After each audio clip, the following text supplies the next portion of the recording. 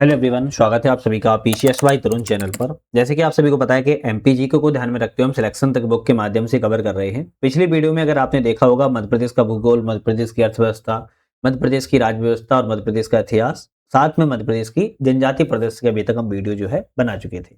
अभी हमारी वर्तमान में इस टॉपिक पर मध्य प्रदेश की कला संस्कृति पर, आर्ट एंड कल्चर पर बात चल रही है, जिसमें हम 48, 49, 50 और 51 चैप्टर जो है लगा चुके हैं। आज के हमारे यहाँ पर 2 चैप्टर लगने वाले हैं 52, जिसमें मध्य प्रदेश की साहित्य कला संस्कृति के बारे में बात की जाएगी, और मध्य प्रदेश में यहाँ पर समारोह 53 चैप्टर पर बात करेंगे। तो आज हम 2 चैप्टर की बात करेंगे जो कि बहुत ही ज्यादा महत्वपूर्ण रहने वाले हैं। इसके बाद फिर हमारे 54, 55, तो अब ये अंतिम चल रहा है आपका इस बुक के माध्यम से कवर जाएगा। तो आज हम यहाँ पर मध्य प्रदेश में साहित्य कला एवं संस्कृति की बात करने वाले हैं। ये चैप्टर कुछ ऐसे चैप्टर होते हैं जो कि एग्जाम्स के पॉइंट से बहुत ज्यादा महत्वपूर्ण रहते हैं। सबसे पहले हम मध्य प्रदेश में साहित्यकार में प्राचीन साहित्यकार देखेंगे, फिर मध्यकालीन, फिर आधुनिक और प्रमुख लोक साहित्यकार के बारे में जो है बात करेंगे। अब प्राचीन काल में सबसे पहले ऐसे कालिदास, भृतहरि, बाणभट्ट, भवभूति, राजेश्वर, इसी तरह मध्यकाल में केशव। तो इस तरफ में हम एक एक करके बात करने वाले हैं। प्राचीन साहित्यकार को सबसे पहले हम देख लेते हैं, जिसमें महाकवि कालिदास की बात किया है। इनका जन्म स्थान उज्जैन में हुआ था। इन्हें भारत का शेक्सपियर जो है कहा जाता है। उज्जैन नरेश चंद्रगुप्त द्वितीय विक्रमादित्य के नवरत्नों में से एक संस्कृत के विद्वान थे। प्रमुख प्रकृति चित्रण, मानवीय भावनाएं, कलात्मक अभिव्यक्ति का इन्होंने अद्भुत संगम बनाया है। साहित्यिक विद्याओं की बात किया तो महाकाव्य, नाटक, खंड काव्य में उत्कृष्ट रचनाएं कालिदास के द्वारा लिखी गई हैं। अब कालिदास की प्रमुख कुछ रचनाएं हैं, जैसे अभिज्ञान शकुंतलम एक नाटक है जो कि शकुंतला दुष्यंत प्रेम की कथा पर आधारित है। महाभारत के आदि पर्व में वर्णित है। दूसरा विक्रमोर्वशीय, वो भी एक नाटक है जिसमें ऋग्वेद और महाभारत में वर्णित राजा पूर्वा और अप्सरा उर्वशी की प्रेम कथा है। मालविका मित्रम भी एक नाटक है जिसमें शुंग वंश के शासक अग्निमित्र और विदर्भ राजकुमारी मालविका की प्रेम कथा का वर्णन है। रघुवंशम एक महाकाव्य है जिसमें रघुकुल के इतिहास का वर्णन बताया गया है। कुमार संभवी महाकाव्य है, देवी पार्वती के तब, शिव विवाह, कुमार कार्तिकेय के जन्म की कथा है। मेघदूत खंड काव्य है जिसमें यक्ष के द्वारा अलका नगरी से निर्वासित किए जाने के कारण रामगिरी पर्वत से अपनी प्रेयसी को मेघ के माध्यम से संदेश भेजने की कथा वर्णित है, जिसमें नर्मदा, बेतवा और चंबल नदी का वर्णन किया गया है। ऋतु श्रृंगार भी एक खंड काव्य है जिसमें भारत वर्ष की 6 ऋतुओं का वर्णन जो है किया गया है। तो एक बार फिर से इनकी रचनाएं याद करें। अभिज्ञान शकुंतलम, विक्रमवंशीय, माल विज्ञान मित्रम, रघुवंशम, कुमार संभव, मेघदूतम एवं ऋतु संहारम, इन कालिदास की जो है कुछ रचनाएं हैं जो कि इंपोर्टेंट है। अब और भी है, जैसे भृतहरि, उज्जैन, सतकत्री, है ना, और ये गर्द भिल्ल वंश के संबंधित है। राजा विक्रमादित्य के बड़े भाई थे। इसके बाद बाणभट्ट की बात किया तो हर्षचरित, कादम्बरी, मुकुट तड़ित, चंडी शतक, पार्वती प्रणय इनकी रचनाएं हैं। हर्षवर्धन के दरबारी कवि बाणभट्ट थे। साहित्य के वनांचल पर केसरी, सोन नदी पर बनी बाण सागर परियोजना इन्हीं के नाम पर रखी गई है। भवभूति की बात की जाए तो मालती माधव, उत्तर रामचरित और महावीर चरित इनकी रचनाएं हैं। कन्नौज नरेश यशोवर्मन का आश्रय प्राप्त था। भारतीय मिल्टन के नाम से भवभूति को जाना जाता है। वास्तविक नाम श्रीकंठ था, अम्बे के नाम से प्रसिद्ध है। राजशेखर की रचनाओं में काव्य मीमांसा, कर्पूर मंजरी, बाल रामायण और बाल भारत है। कलचुरी शासक युवराज देव प्रथम के समय प्रतिहार शासक के दरबार में संबंधित थे। इसी तरह मध्यकालीन साहित्यकार की बात की जाए तो केशव दास की रचनाओं में कवि प्रिया, रसिक प्रिया, विज्ञान गीता, रामचंद्रिका, रतन बाबनी, जहांगीर जस चंद्रिका, छंदवाला एवं नक्शिक है। केशव दास का जन्म ओरछा में हुआ था। मुगल बादशाह जहांगीर का संरक्षण प्राप्त था। कठिन काव्य का प्रेत, हृदयहीन कवि, रीतिकाल के प्रथम आचार्य और ओरछा नरेश इंद्रजीत के दरबार में राज कवि थे। पद्यकार की रचनाओं की बात किया तो गंगा लहरी, यमुना लहरी, जगद्विनोद, राम रसायन, हितोपदेश, प्रबोध पचासा, ईश्वर पचीसी, कली पचीसी और अली जहां प्रकाश है। सिंधिया शासक दौलत राव का इन्हें संरक्षण प्राप्त था। भूषण की बात किया तो शिवराज भूषण, शिवा बाबनी, छत्रसाल दशक, भूषण हजारा और भूषण उल्लास इनकी रचनाएं हैं। वास्तविक नाम घनश्याम तिवारी था। जटाशंकर नाम से प्रसिद्ध है।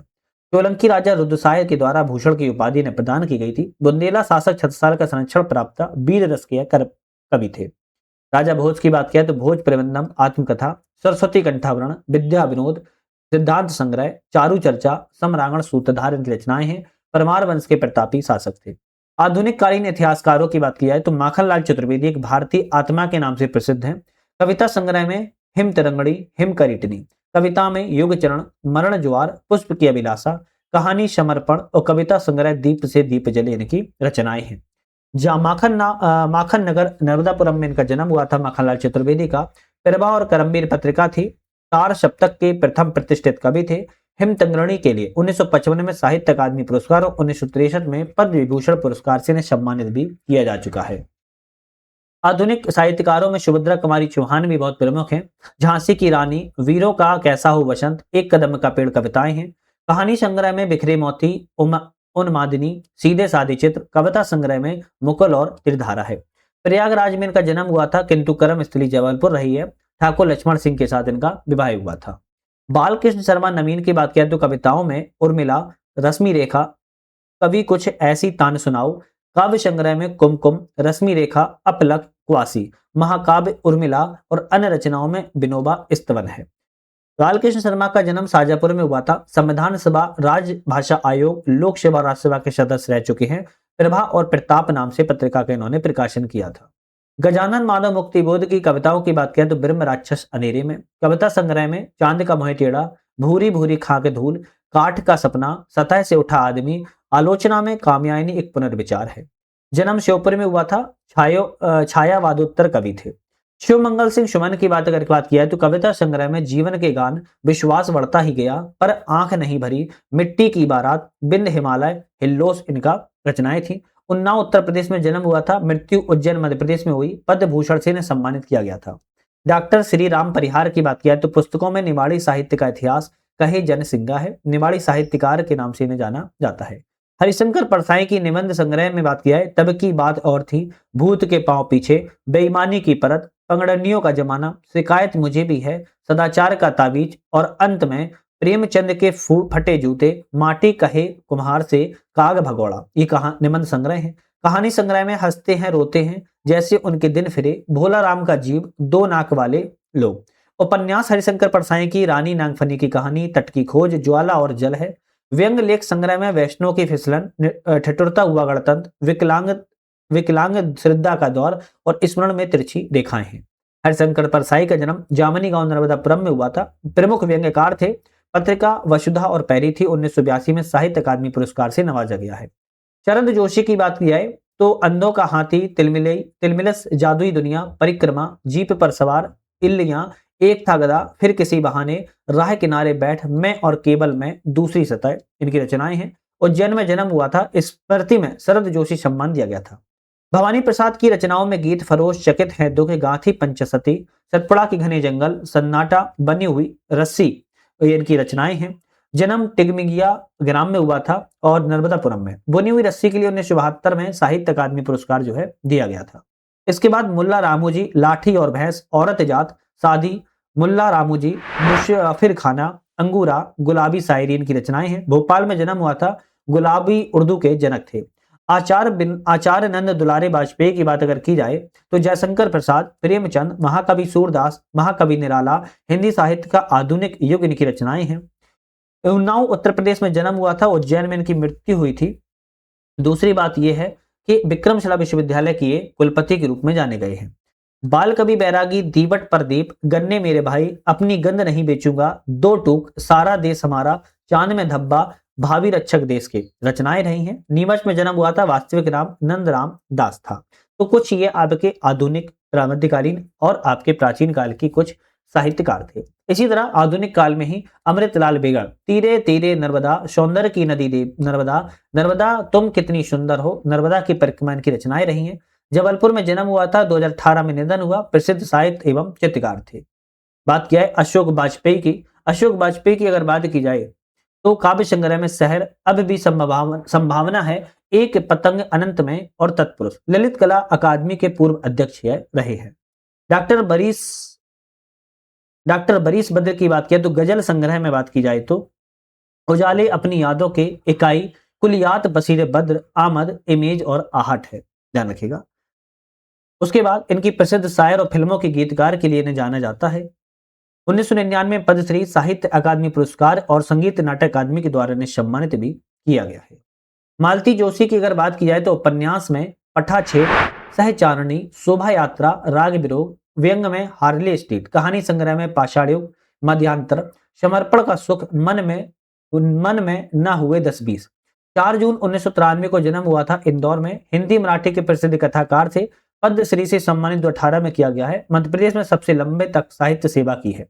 कामता प्रसाद गुरु की बात करें तो हिंदी व्याकरण, सत्य और प्रेम उपन्यास रहे हैं। ब्रिज भाषा काव्य में पार्वती और यशोदा, विनय पचासा। पौराणिक नाटक में पद्य पुष्पावली, सुदर्शन, हिंदुस्तानी शिष्टाचार। 1875 सागर में जन्म हुआ था।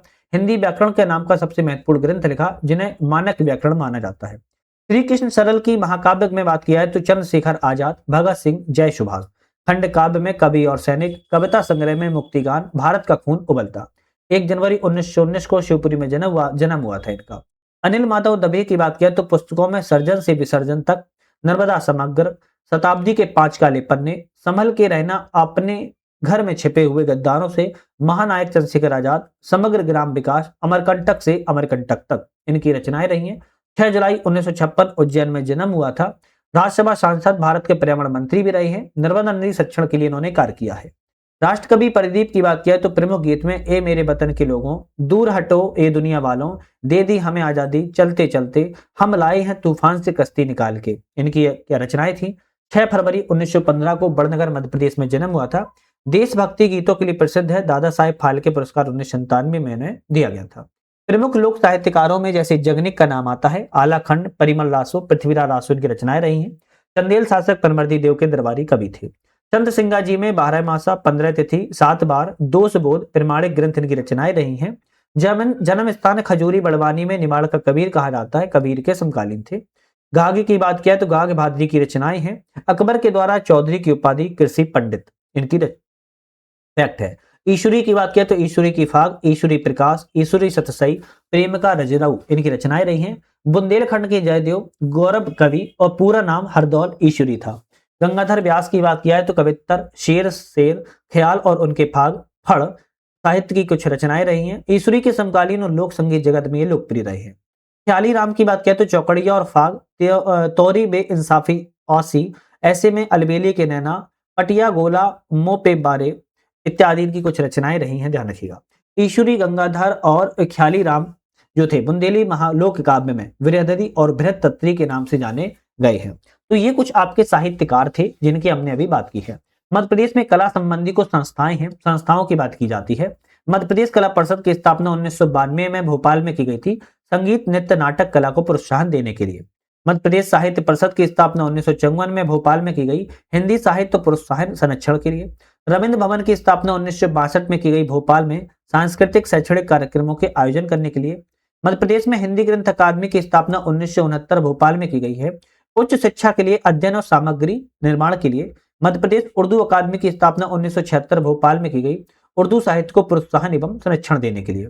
इसके बाद मध्य प्रदेश कालिदास अकादमी की स्थापना 1978 में उज्जैन में की गई है, कालिदास के साहित्य, संस्कृत साहित्य अनुवाद प्रकाशन करने के लिए। उस्ताद अलाउद्दीन खां संगीत अकादमी की स्थापना 1979 भोपाल में की गई है, भारतीय शास्त्रीय संगीत संरक्षण और संवर्धन करने के लिए। भारत भवन की स्थापना 1982 भोपाल में की गई, ललित कलाओं को प्रोत्साहन देने के लिए। मध्य प्रदेश में सिंधी अकादमी मुख्यालय 1983 भोपाल में है, कविता, कहानी, पाठ प्रस्तुति के लिए। मध्य प्रदेश में संस्कृत अकादमी 1985 भोपाल में है, संस्कृत साहित्य समारोह और संगोष्ठी आयोजन करने के लिए। मध्य प्रदेश तुलसी अकादमी 1987 भोपाल में है, तुलसी साहित्य प्रचार एवं संरक्षण के लिए। मध्य प्रदेश में मराठी अकादमी 2010 में भोपाल में स्थापित किया गया था, मराठी साहित्य, संस्कृति, भाषा का संरक्षण देने के लिए। भोजपुर साहित्य अकादमी की स्थापना 2013 में की गई थी, भोपाल में, भोजपुर साहित्य, संस्कृति और भाषा का संरक्षण देने के लिए। पंजाबी साहित्य अकादमी की स्थापना 2013 में की गई थी, भोपाल में, पंजाब साहित्य, संस्कृति, भाषा का संरक्षण देने के लिए। इकबाल अकादमी की स्थापना 1984 में की गई थी, भोपाल में, ध्यान रखिएगा। अब सभी का हेडक्वार्टर भोपाल में है स्थान, लेकिन सिर्फ एक चीज का छोड़ के, इसका मध्य प्रदेश में कालिदास अकादमी। तो मध्य प्रदेश में कालिदास अकादमी आ जाए तब आप कहेंगे उज्जैन में है, 1978 में स्थापना की गई है, बाकी सब भोपाल में स्थापित, ध्यान रखिएगा। भारत भवन के बारे में कुछ फैक्ट याद की जाए तो स्थापना 13 फरवरी 1982 को भोपाल में की गई थी। भारत भवन के वास्तुकार चार्ल्स कोरिया थे, श्रीमती इंदिरा गांधी के द्वारा उद्घाटन किया गया था। इसमें कुछ अंग हैं। भारत भवन में 5 प्रमुख कला केंद्र हैं, रूपांकर, रंगमंडल, वागर्द, अनहद, छवि एवं विशेष। भारत भवन बहुआमी सांस्कृतिक संस्थान है जो कि भारतीय कला, साहित्य, नाटक एवं संगीत को प्रोत्साहित करता है। तो भारत भवन के बारे में थोड़ा सा फैक्ट याद कर लीजिएगा। 53 का चैप्टर आता है मध्य प्रदेश के समारोह। अब समारोह की बात अगर की जाए तो तानसेन समारोह, खजुराहो नृत्य समारोह, मालवा समारोह, कालिदास समारोह, मांडू उत्सव एवं अन्य समारोह। अब सबसे पहले हम छोटा चैप्टर है, इसको थोड़ा पढ़ लेते हैं। तानसेन समारोह की बात किया है तो इनका प्रारंभ 1924 में महान संगीतज्ञ तानसेन की स्मृति में किया गया। हर साल दिसंबर माह में ग्वालियर के तानसेन समाधि पर किया जाता है। तानसेन समाधि स्थल बेहट ग्वालियर के पास है। मध्य प्रदेश सरकार इसका आयोजन करता है। सुप्रसिद्ध कलाकारों की प्रस्तुतियां, तानसेन सम्मान और रात भर चलने वाला शास्त्रीय संगीत कार्यक्रम है। विश्व विख्यात तबला वादक पद्मश्री पंडित स्वप्न चौधरी को ग्वालियर में आयोजित तानसेन संगीत समारोह 2024 के दौरान राष्ट्रीय तानसेन सम्मान से विभूषित किया गया था। 2024 में बात किया है तो तानसेन संगीत महोत्सव के 24वें संस्करण के ग्वालियर को बड़े धूमधाम से मनाया गया है। इस मौके पर 536 कलाकारों ने ग्वालियर किले पर 9 शास्त्रीय वाद्ययंत्रों के साथ प्रदर्शन किया था। मियाँ की मल्हार, मियाँ की तोड़ी, दरबारी कान्हा जैसे रागों की प्रस्तुति की थी और अद्भुत प्रदर्शन के साथ गिनीज वर्ल्ड रिकॉर्ड में जगह बनाई है। तो एक ऑप्शन आपको ध्यान रखना है, 2024 में तानसेन संगीत समारोह कौन सा संस्करण था? 100वां संस्करण था। इसके बाद कालिदास समारोह की बात किया, प्रारंभ 1958 से किया गया था। हर साल कार्तिक शुक्ल एकादशी के 7 दिवसीय आयोजन किया जाता है उज्जैन में। यह समारोह महान संस्कृत कवि कालिदास की काव्य कला, साहित्यिक धरोहर को सम्मानित करने के लिए आयोजित किया जाता है। मध्य प्रदेश शासन संस्कृति विभाग और मध्य प्रदेश का सांस्कृतिक परिषद के द्वारा इसका आयोजन किया जाता है। खजुराहो नृत्य समारोह की बात किया तो 1975 में प्रारंभ किया गया था। हर साल फरवरी में 20 से 26 फरवरी के बीच मनाया जाता है। पश्चिमी मंदिर समूह के परिसर खजुराहो में इसका आयोजन होता है। मध्य प्रदेश शासन संस्कृति विभाग, मध्य प्रदेश संस्कृति परिषद, अलाउद्दीन खान संस्कृति अकादमी इसका आयोजन करवाता है। विश्व प्रसिद्ध नर्तकों की प्रस्तुति, सांस्कृतिक गतिविधि और पारंपरिक हस्तशिल्प और स्थानीय व्यंजनों के स्टॉल यहाँ पर लगते हैं। 2024 में 50वां स्वर्ण जयंती समारोह भव्यता के साथ आयोजन किया गया था। 1484 में कथक नृतकों ने एक साथ कथक करके गिनीज वर्ल्ड रिकॉर्ड को बनाया था। 51वां खजुराहो नृत्य समारोह 20 से 26 फरवरी 2025 को मनाया गया था। इसके बाद मांडू उत्सव की बात किया, 1970 से प्रारंभ किया गया है। मांडू धार में 5 दिनों तक चलने वाला यह आयोजन है। यह उत्सव मांडू की ऐतिहासिक और सांस्कृतिक विरासत को संरक्षित और प्रचारित करता है। मध्य प्रदेश सांस्कृतिक पर्यटन विभाग और इसके द्वारा किया जाता है। मालवा उत्सव 1991 से प्रारंभ किया गया था। 7 दिनों तक चलने वाला आयोजन है।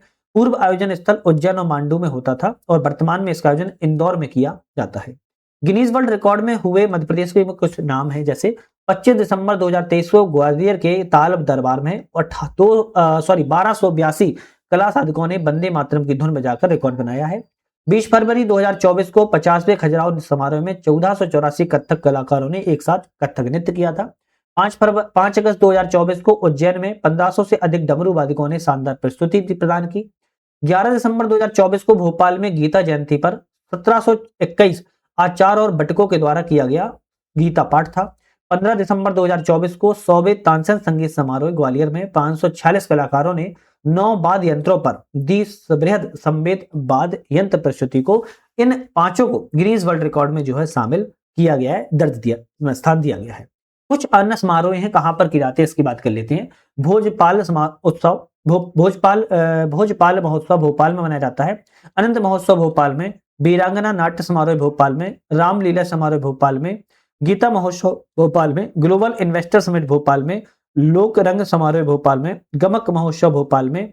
इसके बाद दुर्लभ वाद्य विनोद समारोह भोपाल में, बादल राग समारोह भारत भवन भोपाल में, विक्रमोत्सव उज्जैन में, टेप्पा समारोह उज्जैन में, अमीर खां समारोह इंदौर में, जैविक महोत्सव इंदौर में, हृदय दृश्यम लोक कला इंदौर भोपाल दोनों शहरों में, ध्रुपद समारोह ग्वालियर में, पहले भोपाल में मनाया जाता था, भवभूति समारोह ग्वालियर में, ड्रोन मेला ग्वालियर में, निमाड़ उत्सव महेश्वर में, माखनलाल चतुर्वेदी समारोह खंडवा में, इंदल उत्सव बड़वानी में, भोज समारोह धार में, तुलसी उत्सव चित्रकूट सतना में, अलाउद्दीन खान समारोह मेहर में, बालकृष्ण शर्मा नवीन समारोह शाजापुर में, ओरछा उत्सव निवाड़ी में, सुभद्रा कुमारी चौहान समारोह जबलपुर में, पद्दाकार समारोह सागर में, चैथियागिरी बिहार महोत्सव सांची रायसेन में, अटेर महोत्सव भिंड में, गढ़कुंडार महोत्सव निवाड़ी में, ताप्ती महोत्सव बैतूल में, रहिस महोत्सव सागर में, निर्झरड़ी महोत्सव मंडला में, महाबोधि महोत्सव सांची में और spiritual and wellness summit Ujjain में 5 जून 2025 में इसका आयोजन किया गया था।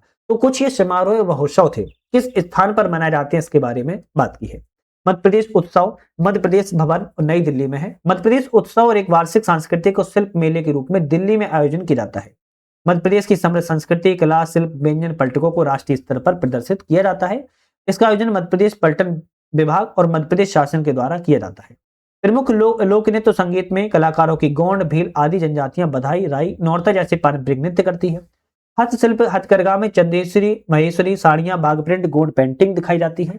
पारंपरिक व्यंजन में दाल बाफ्ता, भुट्टे का कीस किया जाता है।